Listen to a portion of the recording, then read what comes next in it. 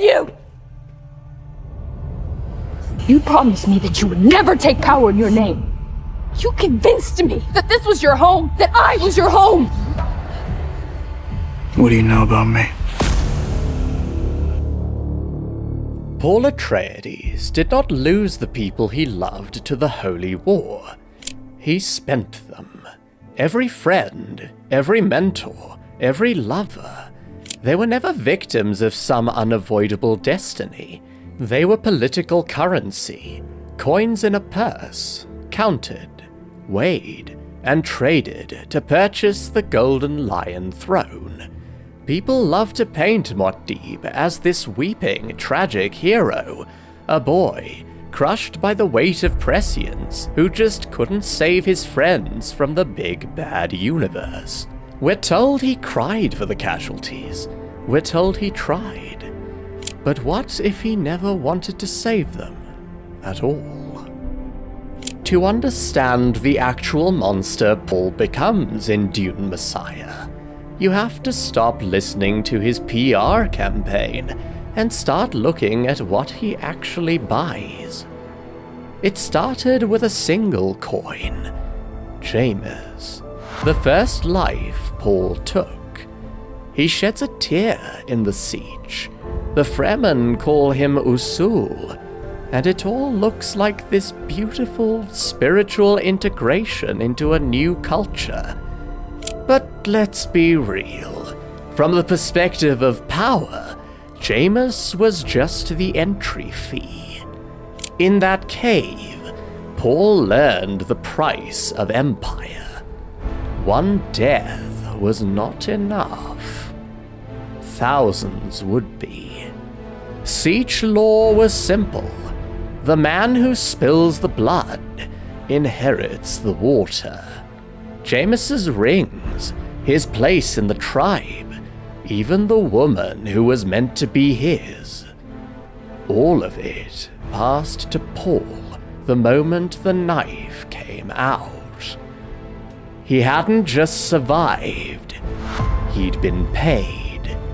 And so he began to systematically liquidate the humanity of everyone around him, starting with his own mother. Lady Jessica's transformation into a Reverend Mother isn't some tragic accident he couldn't prevent. When the ritual comes for her, the one that will make her Reverend Mother and seal Fremen loyalty forever, Paul lets his mother walk into the water of life, knowing exactly what it will do to the unborn child inside her. He didn't lose his mum to the desert. He traded her soul for a propaganda machine.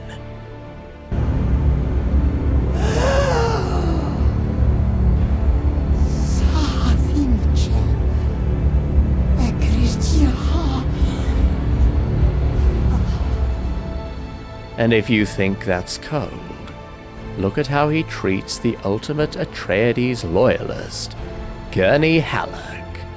The last time Gurney saw him, he was a boy, small enough to hide behind his father's chair. Now, Paul is a warlord who sends men to die for control of the spice trade. And Gurney's first instinct is still loyalty, still honor. So what does Paul do with that loyalty? He weaponizes the poor guy. He takes Gurney's blinding, traumatic hatred of the Harkonnens and points it exactly where he wants it to go, corrupting the man's noble poetry into sheer, unapologetic butchery, just to take an Akeem. Look who's back from the dead.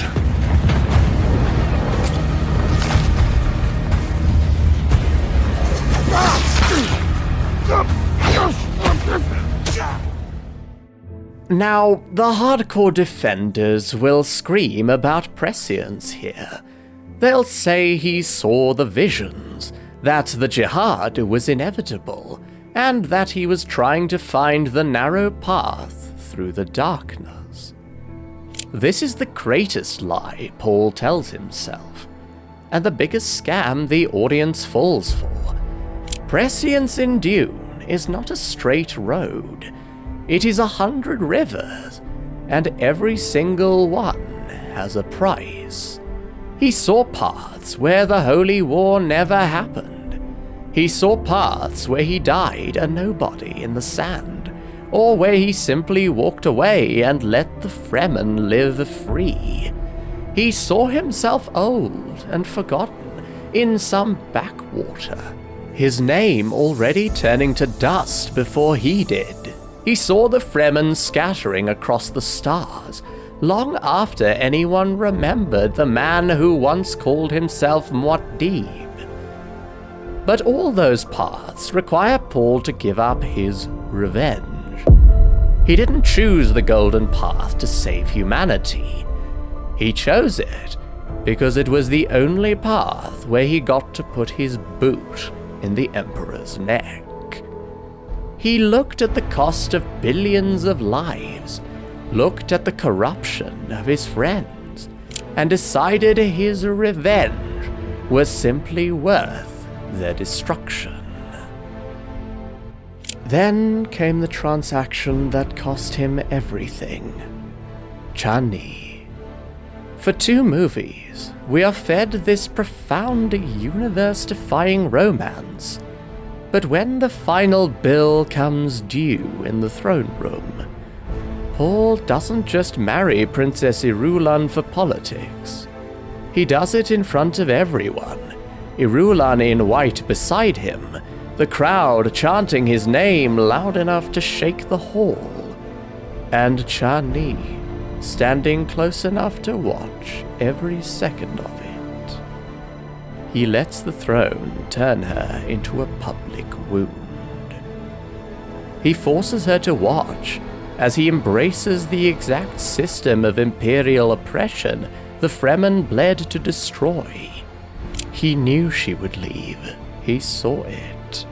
But when the choice was between the love of his life and absolute galactic supremacy, Paul didn't hesitate.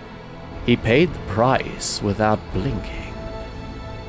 Paul always knew how to balance the ledger. He just never cared what it cost.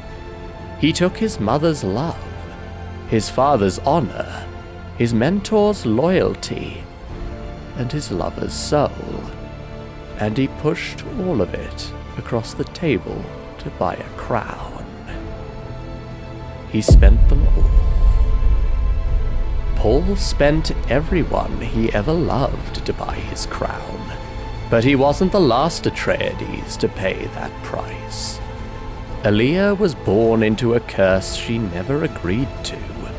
Leto II chose one so terrible, it makes Paul's sacrifices look small. What happened to his sister is the darkest secret the Golden Path tries to hide, and it's waiting for you right now.